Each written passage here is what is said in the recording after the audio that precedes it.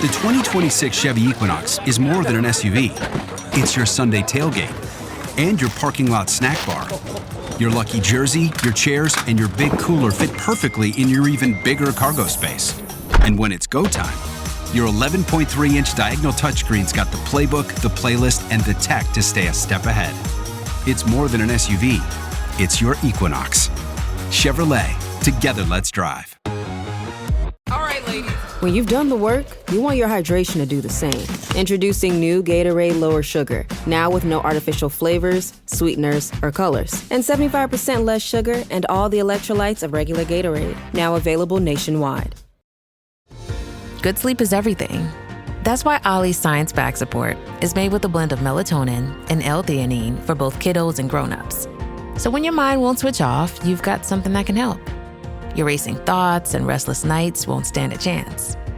Find Ollie sleep solutions for the whole family at ollie.com. That's OLLY.com. I'm not going to tell you any movement is really good or really bad or any better than anything else, because there's benefits to each. But then each one in turn has its own isolated benefits. For example, lifting weights. Lifting weights has the biggest impact on your bone health. It has the biggest impact on muscle mass. The benefits of cardio, and keeping in mind the cardiovascular exercise, really we're talking about heart health. Like, we focus on that benefit because that's going to be really the key to what makes cardiovascular exercise different than something else, is the heart health, the endurance, the oxygen consumption, and the lung health. I'm Jessica Valant. I'm a physical therapist, women's health expert, and Pilates teacher, and my goal is to help all women feel strong, safe, and secure in their bodies. In this podcast, I'll share expert advice, facts, amazing guests, stories, compassion, and hope to help you meet your body in all seasons of life. Hi, and welcome back to Meet Your Body. So I have an exercise series here at Meet Your Body, where I've done episodes about the various types of exercise, just breaking them down, what it actually means, how to get them in. And you can go back and find those, and I'll have the links below. And we've done Pilates, strength training, and I believe stretching and mobility.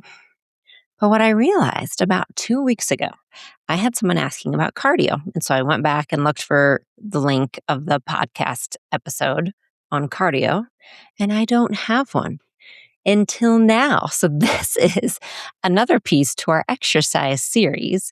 Late, but that's okay. Better than never. So we're going to talk about cardiovascular exercise today. And actually last month in my Unlimited fitness app and community, we had a cardio challenge month where we really dove into cardio and what it means. So some of you listening, this will be kind of that added little, encouragement to continue adding cardio into your workouts. And for some of you, this is going to be brand new.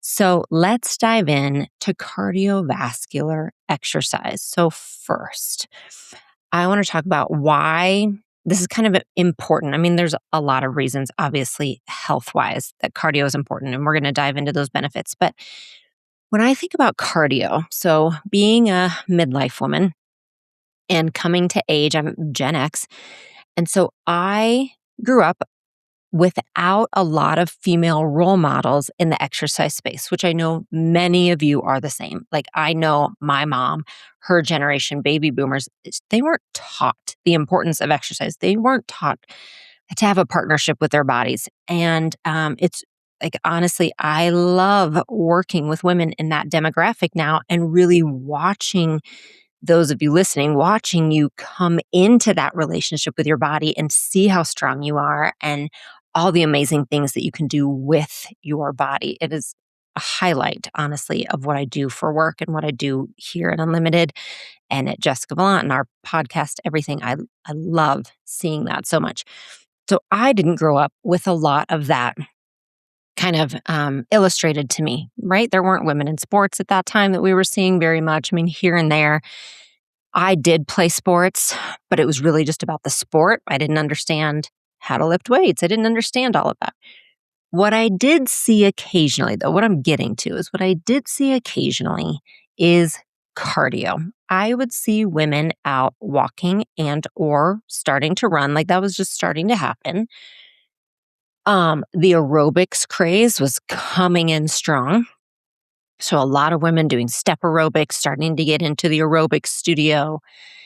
And that continued for me through into my early 20s when I started to make some like choices for myself around how I wanted to move, right? So I was out of my team sports. So I didn't have that kind of activity anymore. It was really about me deciding how is this going to fit into my lifestyle. The only thing I knew to do really was cardio, which meant to me running. I didn't really see any other options at that time. So even though I'm not a natural runner, it's hard for me. I would get out and jog occasionally. Then I progressed kind of into the gym and the elliptical became my best friend. And probably many of you are nodding along. That elliptical became my best friend. And that's all I really knew how to do, again, was kind of that idea of long form cardio.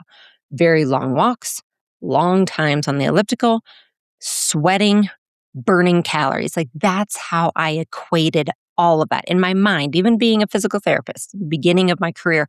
That's the way it was all kind of conflated in my mind as, okay, I need to work out longer, right? I need a good hour at least. I need to sweat. Like that's a requirement. It must be. I'm checking the list. Okay. I need to work out at least for an hour. I need to sweat. So I got to get my heart rate up. And it needs to be cardio because that is what is going to make me sweat. So that must be what burns the most calories, which is the most important part about exercise. Like that was the loop I was kind of on. And working with women at that time and continually now, there were a lot of us who were on that loop who kind of continue even now to be on that loop a little bit. So that's why I like to talk about cardio because it has an important place in our overall health and our exercise routine. And also, it is not like on a pedestal beyond, above and beyond more important than anything else. It has a role like everything else does, but it's really important to take yourself out of that mindset. And it took some work for me in my early 20s, but really when I started lifting weights, working with a trainer, when I got into Pilates and took more empowerment over my body and saw the joy in movement, but also how movement helped manage my chronic conditions and my chronic diseases. That was really a gateway to help me understand that cardio wasn't the end all be all, and it wasn't even the most important necessarily. So it has a place in my life now, but I needed to take it off that pedestal. And so that's why I think it's important to talk about. So you understand how you do want to include it, but also knowing that truly that idea of just go, go, go, like punish your body with more and more and more cardio, that isn't the best way to reach your health goals and to have longevity and to find that overall health. So let's get into it. What is cardio? Cardiovascular exercise. It's any rhythmic activity that increases your heart rate and oxygen consumption in order to strengthen the heart, lungs, and blood vessels. All right, I'll repeat it. I'm just reading you the definition and we're going to talk about it. But just so you hear the components of it, any rhythmic activity that increases your heart rate and oxygen consumption in order to strengthen the heart, lungs, and blood vessels, right? So we're increasing the heart rate for a sustained period of time with a rhythmic activity, meaning it's done. You can just imagine that. Biking, elliptical, running, swimming. It's just that kind of monotonous, same rhythm happening. And what it does is it increases heart rate and oxygen consumption for your heart, lungs, and blood vessels. So the benefits to cardiovascular activity, and that's what I'm going to call it, cardiovascular activity. The benefits are heart health, increased endurance, increased metabolic health. And we have a podcast coming up in the next few weeks all about metabolic health. I mean, this is hugely important. And all exercise plays a role in metabolic health, cardiovascular exercise included. But metabolic health is basically your body's ability to turn kind of food into energy. Like, how does it do that? That's your metabolic health overall in simplistic terms. It helps your bone health. So especially if it's impact. So it needs to have some impact to it. But if it does have some impact to it, it will help your bone health, helps brain health, helps you sleep better. It does burn calories. It helps lower your risk of stroke, diabetes, high blood pressure, and dementia, many chronic conditions. And keep in mind, many of those benefits come from any type of regular activity, right? Any type of regular exercise. I'm going to tell you this about lifting your weights. It's going to help your brain health. It's going to help you sleep better. It is going to help you burn calories. It's going to help your bone health. So exercise as a whole, regular exercise, consistent exercise, moving your body, that is what really has the benefits. So I'm not going to tell you any movement is really good or really bad or any better than anything else, because there's benefits to each. But then each one in turn has its own isolated benefits. For example, lifting weights, and you can go back and listen to that episode, but because I talk about it all the time, lifting weights has the biggest impact on your bone health. It has the biggest impact on muscle mass. Lifting weights also burns more calories than cardio. I should say it can burn more calories than cardio. Let me tell you why, because this is important to know going forward. If you're still in that kind of headspace, which I encourage you to start to work through, but if you're still in that headspace of really thinking exercise is all about burning calories, just know muscle burns the most calories of any system in your body. So when you build muscle, you're not only burning calories when you're lifting the weights, you are burning more calories throughout the entire day because you have built more muscle. That burns more calories at rest. Cardiovascular exercise is going to burn calories, but only when you are doing it. So I shouldn't say it's necessarily more or less because it depends on the activity itself, but just know that cardio will burn calories while you're doing it. But building muscle mass, lifting your weights, the progressive overload, that actually burns more calories throughout the entire day because you've built the muscle mass. So that's just an important distinction. But those are really the benefits of cardio, and keeping in mind the cardiovascular exercise, really we're talking about heart health. Like that is, we focus on that benefit because that's going to be really the key to what makes cardiovascular exercise different than something else is the heart health, the endurance, the oxygen consumption, and the lung health. All right. So let's talk about the different types of cardio. Basically, it is anything that, again, is a rhythmic activity that gets your heart rate up. And that can be different for all of us because some people will say, oh, walking's not cardiovascular. I tell you what, if you've ever recovered from a surgery, like I have, and you've barely been able to walk a block, walking feels like cardiovascular exercise, right? So for some people, it is. For some people, you're going to need a jog in order to get the heart rate up. In some people, you're going to need a run. It depends on all of us, what activity we're used to, our overall fitness. But again, think sustained activities in that rhythmic capacity. So dancing, hiking, running, jogging, walking, bike riding, swimming, those kind of things. I know people will ask about their activities such as tennis. So doubles tennis, not so much. You'll have little bursts. Singles tennis, you're going to have more, but it depends on how you're playing. When I play with my husband, both of us are not good tennis players. Okay, we're not. We will get on a court for fun and we'll hit it over, but half the time we are chasing balls. Like it is not cardio whatsoever for me because I don't get into a rhythm doing it. I'm just doing it for fun, hand-eye coordination, to laugh a little bit in the sun. If you are a really good singles player, then yeah, you're probably running all over the court. So you'll get a little bit more. So think of it that way. So that's why you can't always nail down, oh, this is always a cardiovascular activity. It really depends on, again, how you're doing it, your overall fitness level, and then also, is it that rhythmic, sustained movement? Things at the gym might include the rower, the elliptical, the stair climber, the treadmill, those kind of things. All right.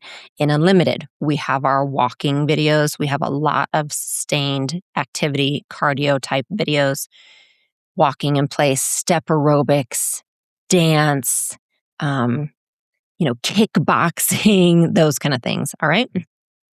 So any of that can be cardiovascular exercise.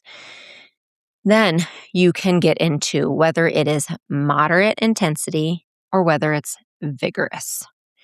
So moderate intensity is you can still talk. You can still hold a conversation. Your heart will beat faster and you'll breathe a little bit harder than normal. This is moderate because generally we're breaking down cardiovascular activity to moderate and vigorous. So again, moderate, think of it as you are in a class maybe with a friend, but you guys can still have a conversation. So you can still talk, you're breathing a little bit harder than normal, but you're not thinking about taking a break necessarily. But you can tell your heart rate is up a little bit. Vigorous is talking as much harder and you are sweating more in general. So for me, I think of it as when I walk on the treadmill, when I'm getting a good walk in, and one of my kids comes in and needs to talk to me, I can sit and have a conversation with them. And you can tell, like I'm breathing a little bit heavier than usual, for sure, but I can have that conversation. If I am doing some sprints or a little bit of jogging on the treadmill, which we have covered is very hard for me. If one of my kids comes in and wants to talk to me, all I can do is kind of look at them and shake my head and hold up my hand to say 1 minute, And if they say, when will you be done?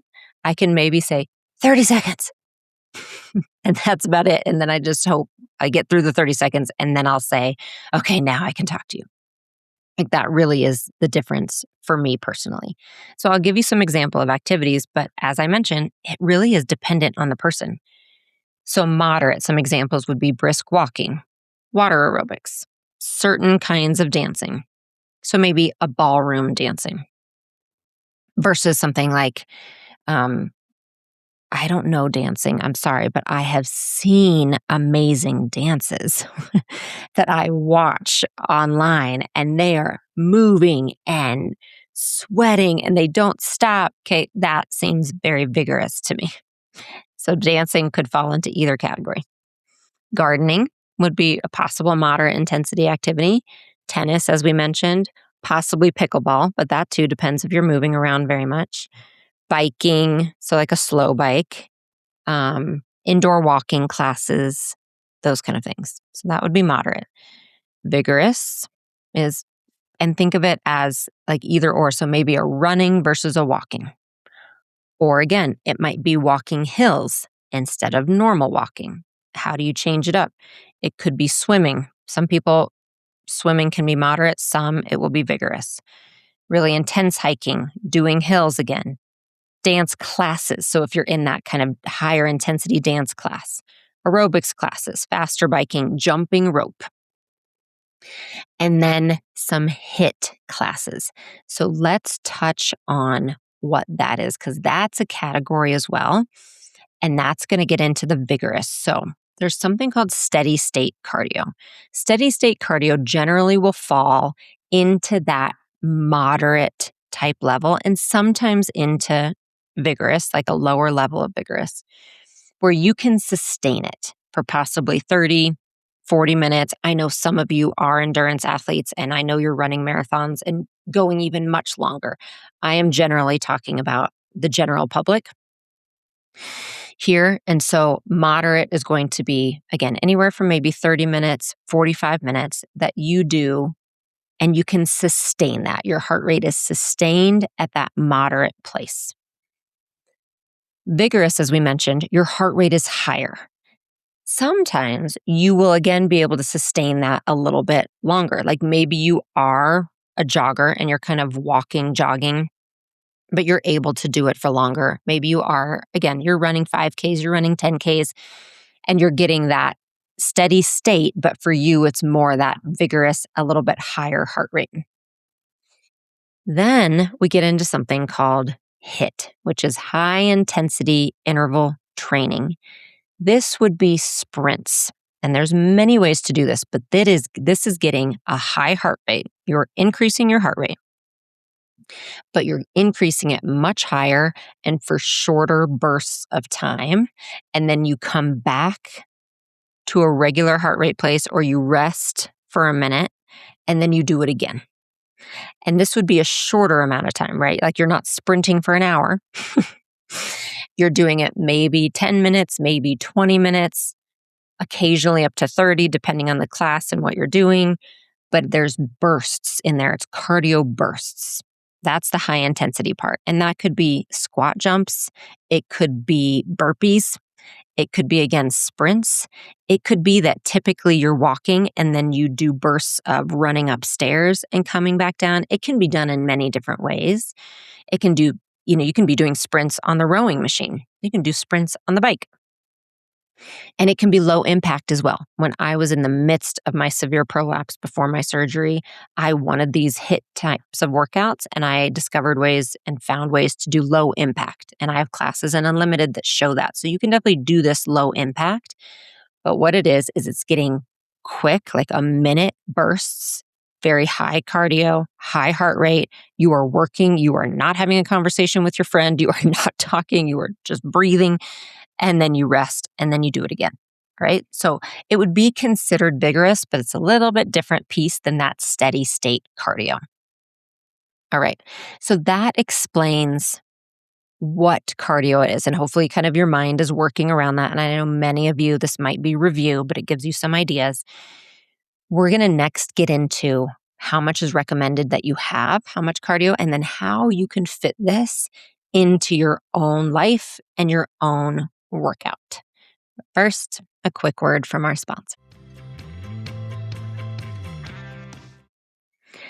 Do you know what's crazy about my skin is that it just continues to change, whether it's changing with the seasons and I go from dry to definitely not dry skin, or whether it's changing with my age or new sunspots pop up. It gives me something new every day, it feels like. But one thing that continues to work even as my skin changes is OneSkin. Somehow OneSkin feels completely light and nourishing and moisturizing all at once, and it has the science to help my desire to look as best I can as I age. And this isn't just my experience.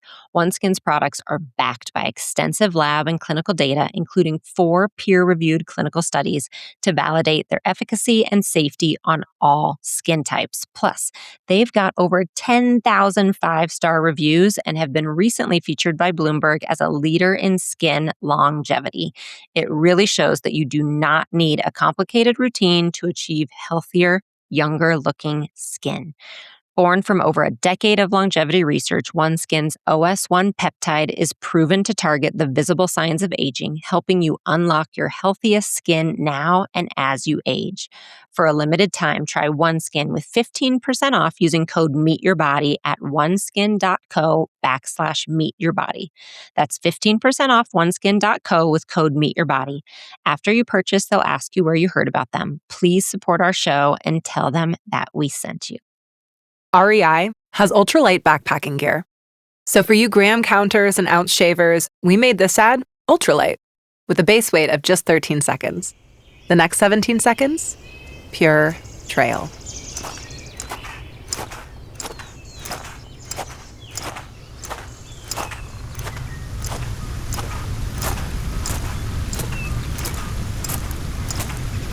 Find more with less in-store and at rei.com. Now back to our show.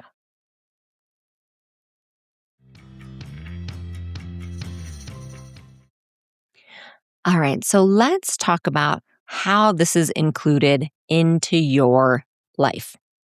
So you want to aim for about 150 minutes of moderate intensity cardiovascular exercise per week, or 75 minutes of vigorous cardiovascular exercise per week. So again, that's either 150 minutes of moderate or 75 minutes of vigorous. And really, a combination of both is ideal. And that does not mean just combine it all so that you're doing like hours upon hours. It means within those guidelines, you are getting some of each. Now, before I talk to you about what that might look like, I want to let you know about what it looks like for your heart rate itself. So your maximum heart rate is 220 minus your age. All right. This is your max heart rate. We're going to help figure out what moderate might look like for you and what vigorous might look like for you. So first you have to figure out what your maximum heart rate is. All right. Maximum heart rate, again, 220 minus your age. And that gives you beats per minute. That's what max heart rate is. So that is your maximum amount of beats per minute, called your max heart rate. For moderate intensity, you are shooting for 50 to 70% of your max heart rate. So if your maximum heart rate is 180, so let's say you're 40 years old, your max heart rate is 180. So 50% of that is 90, and you're going up to about 70% of that. That is what moderate is. And you don't need a lot of fancy fitness trackers to figure this out, but I think it can be handy. Just have a stopwatch, just use your phone, just feel your pulse, find out what your beats per minute are, right? Figure out your max first, and then do some moderate for 5-10 minutes, and then check your heart rate so that you do know, but you're trying to fall between that 50 to 70% of max heart rate. All right. That's what moderate is. Vigorous looks like 70 to 85% of your maximum heart rate. So when we talked about effort, meaning, again, how easily can you talk and have a conversation, that's your perceived rate of effort. So you can just use that sometimes to see, is this moderate, is this vigorous for me? Or if you like the data, you like the numbers, I think it can be handy to just check that every once in a while and say, what is my heart rate during this activity? But you can really use either one to know what it looks like for you. And I think a lot of times we really do know. Like I tell people, if you can think about your entire to-do list, this will sound familiar to some of you because I say it all the time. If you can think about your entire to-do list, if you can think about what you're having for dinner that night, if you can think about over and over again that conversation you had with someone yesterday and how you wish you would have answered differently, if that can go through your head for 30 minutes, then it's probably moderate exercise or a little bit even lighter than that. Like I tell people, if you're lifting weights, if you can think about all that, you need to go heavier on the weights. They're too easy. If something is challenging you, your mind is on what you're doing. And that's how it is for me in high intensity. Again, if I'm having all those thoughts, if I do a minute of jump squats, there's no way I'm thinking about that. Like maybe I start thinking about it again afterwards, but I'm not thinking about it during it. All I'm thinking about is, oh my gosh, how much time is left? 10 seconds left. This is so hard. This is so hard. I can do it. One more. Okay, I got it. Breathe. Like that is what I'm thinking. That's vigorous to me. So you can use different scales. Again, perceived rate of exertion. You can use that heart rate scale, whatever works for you to know what the difference is. And then in general, again, it's really nice to have a combination of moderate to vigorous. Now, this doesn't mean adding necessarily cardio only to what you're already doing. It might be that your weightlifting is kind of a moderate cardio for you, depending on how you do it. It isn't necessarily for me because I really focus on that progressive overload. I'm taking rests in between sets. I'm doing those kind of things to make sure I am building muscle mass. But there are times when I do need a bigger bang for my buck. Maybe I'm traveling, maybe I'm in unlimited and I want that metabolic conditioning workout where we do use weights. But I tell you what, our heart rate is up and that is vigorous and that kind of covers both. And I'm not saying that I always want you to cover both, but I want you to just keep that in mind when you're looking at what you're already doing. Really look at what category it fits in. And if it already fits into cardio, then maybe you can keep it, but maybe you think, you know what, maybe I need just one other workout a week then that really is only lifting weights. So I'm really focusing on building that muscle. Maybe you're doing an hour-long fitness class at the gym that includes both. Maybe you're getting a half hour of cardio and then a half hour of weights. There are a lot of combination classes. So think outside the box on how this will fit into your life, but what it also looks like already in your life. And then see how you can add it in. A couple things to keep in mind. One is that it does not have to look like an hour at once. It can look like 10 minutes a day. Did you know that taking a 10-minute walk after a meal is one of the number one ways that you can help your metabolic health and decrease your blood sugar. One of the top ways is to take a 10-minute walk right after you eat. So if you do a 10-minute walk, let's say even just 2 meals a day, that's 20 minutes right there of moderate intensity cardiovascular. That's 20 minutes a day. 20 times 7, 140 minutes. You are almost at your 150-minute goal, right? So think of it that way, little pieces. How can you add it in? I'm not asking you to go do an hour-long run unless you love it and that's what you're doing and you want to. But these kind of movements really make a difference. So moderate sometimes can feel like it's a little bit easier to fit in. So you can fit it in that way. Do a 10-minute warm-up before your workout, 10-minute warm-up after your Pilates, or cool down, I'm sorry. Do those walks after a meal. Ask your kids to go walk with you after school. Park farther away or get to school pickup earlier than usual and go for a 10-minute walk before your kids are out of school. Get to your doctor appointment earlier, find good parking, walk around the parking lot 10 minutes. Those kind of things are a great way to add that moderate intensity in. All right. And then, yes, if you have the ability to go for that longer form walk, longer form cardio, that's great. That will help your endurance. So there is benefit to that, but I don't want you to feel limited thinking you have to have that.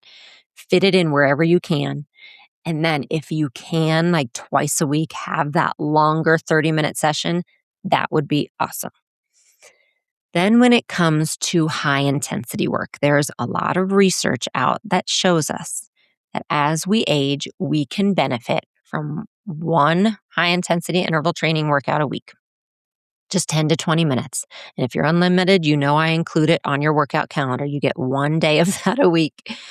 And I'm telling you, personally, it's the hardest day for me. It is hard, but I know the benefits. There are benefits for our bones. There are benefits for our type 2 muscle fibers. Those are your power fibers and your speed muscle fibers. The high intensity work really benefits that. It benefits our eye-hand coordination. It benefits our balance and our resilience. There's a lot of ways. And as I said, it doesn't have to look like jump squats. There's a lot of different things it can look like, but I encourage you one day a week to include 10 to 20 minutes of that vigorous activity, which for me, it looks like that high intensity interval training. You might just call it sprints, right? Walk for a minute, jog for a minute, walk, jog, alternate. But you want to incorporate that one day a week. Now, on top of that, I do want to say, there are some people who love classes. There's a lot of fitness classes out there right now, and like franchises that they're all about the high intensity interval training, and they have become really, really popular. And then there's some people now saying, oh, that's going to mess up your hormones. You can't do too much of it. This is the general understanding around that. Okay. It will affect your nervous system to do a lot of high intensity cardio. We're not talking moderate. Moderate, you'll be okay. A lot of high intensity interval cardio can affect your nervous system. If you are in a really healthy place with no chronic stress, no burnout, you're getting your sleep, you feel really comfortable in your skin, you feel comfortable with your workouts. Like if you're at that place, that even keel place, you can do more than one a week and your nervous system will probably be able to absorb it, no problem.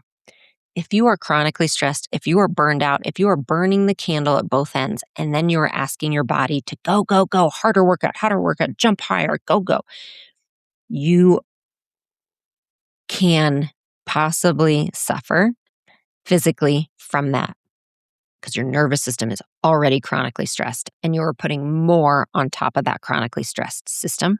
So just keep that in mind. Like that may affect what high intensity looks like for you. The other thing to keep in mind is if you have an autoimmune disease or again, chronic diseases, anything that affects your energy consumption and how you can conserve your energy, okay? Energy conservation. And if you have those chronic conditions, you know what I mean. You get tired a little bit more easily. Your people next to you in class seem like they're doing fine and you're exhausted or you get sore afterwards. For you, high intensity is going to look a little different. It's going to look possibly low impact. It'll look like instead of like 1 20-minute workout a week, maybe you do 2 5-minute sessions per week so that you're working more on endurance. You don't want to be going to your end ranges, meaning as hard as you possibly can, as easy as you possibly can. You stay more in the mid-level. And that's what I find with myself with endometriosis and hypermobility. I do high intensity because it's good for me, but it doesn't look like what everyone else can do necessarily. It's what works for me and my body, which is 10 to 20 minutes, which is a combination of sometimes some jogging on the treadmill, sometimes some jumping, various things. I switch it up. But those are the two things you really want to keep in mind. Like the two areas is chronic stress and then autoimmune or energy conservation kind of conditions. So that explains how you can fit cardio into your life. Cardio has so many benefits. It's so helpful. You want to include it. And also, yes, you want a well-rounded program where you're also lifting weights. You're including everything else. And if you want to know how all that fits together, I have a podcast on creating your own workout schedule and plan, and I'll have the link to that below as well. Thanks so much for being here, and I'll talk to you soon.